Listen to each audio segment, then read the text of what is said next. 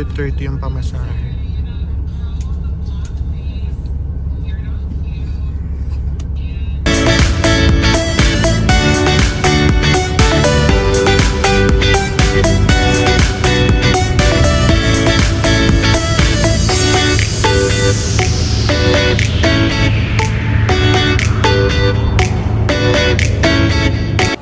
Be reminded to be early in the airport dahil mahaba talaga ang pila dito.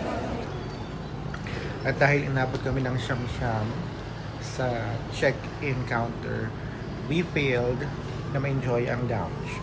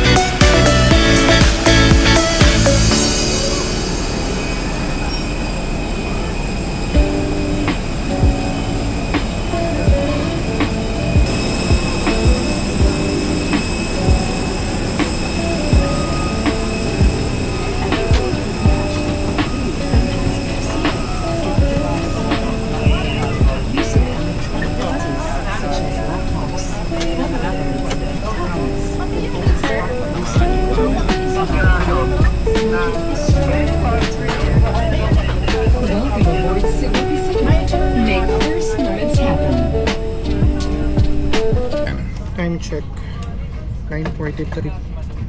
So we are scheduled to fly by 9:55. So on time naman. Puno yung flight. Puno yung flight.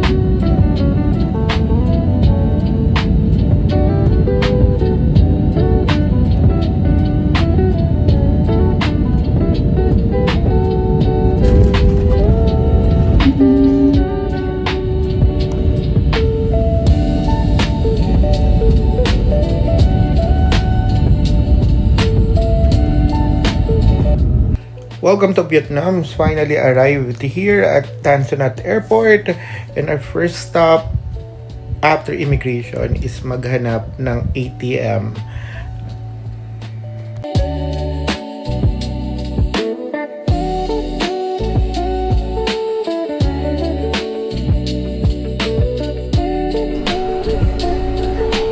Kuha natin go time.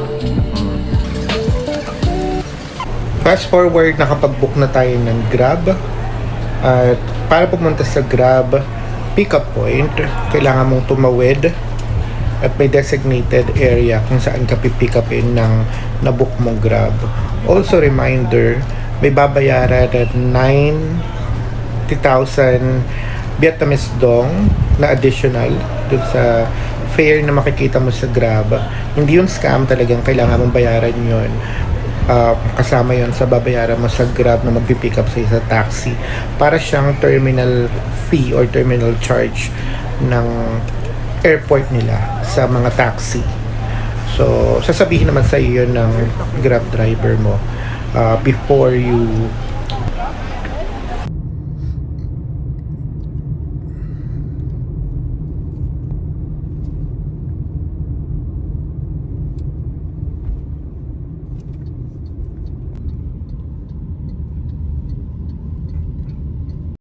time check 1:19. So since walang tao, nag-send na lang sila ng instruction. 2:02. Medyo nagpanik pa nga kami yan kasi nga sarado yung long hostel nung dumating kami around 1 a.m. Pero, very responsive naman sila dun sa number na nasa pinto nila pag minessage mo sa WhatsApp. So, they just provided us an instruction kung ano yung key code ng pinto at kung saan makukuha yung key para sa room na aside sa amin. After ko masend sa kanila yung screenshot ng proof na nakapag-book kami yung nakabook dun sa specific room at saka specific date na napili namin for the long hostel. So, very responsive naman sila. So, kahit 1 a.m. or hindi regular or midnight ka na dumating, kakapag-check-in ka naman.